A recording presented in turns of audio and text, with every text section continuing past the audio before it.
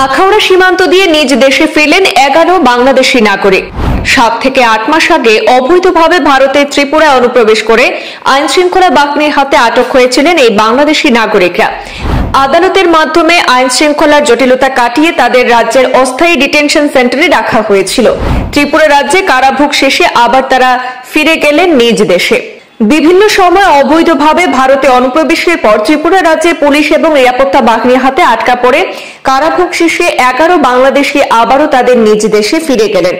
আগরতলার আখাউড়া সীমান্ত দিয়ে ভারতের তরফে তাদেরকে বাংলাদেশের ইমিগ্রেশন পুলিশের কাছে হস্তান্তর করা হয়।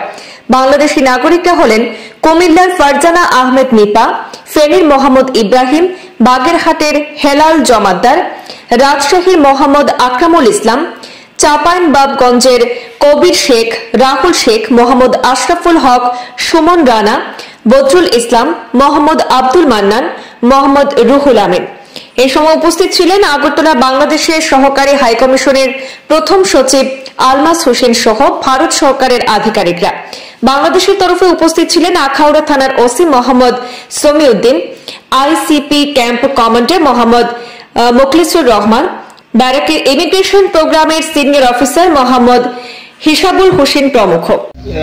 कौन रिसीव करेगा? इमिग्रेशन से आया कोई? आप रिसीव करेंगे? पुलिस से पेपर रिसीव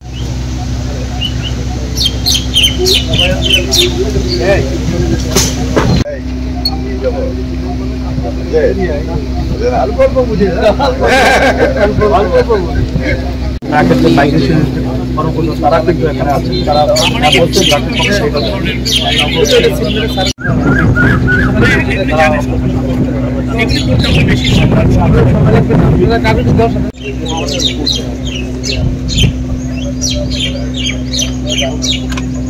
অবৈধ প্রবেশের যে বিধি আছে সেগুলি মোতাবেক 5 থেকে 6 মাসের জেল দেওয়া হয়। জেলের সাজা মেয়াদ শেষে তাদেরকে ঠিক করে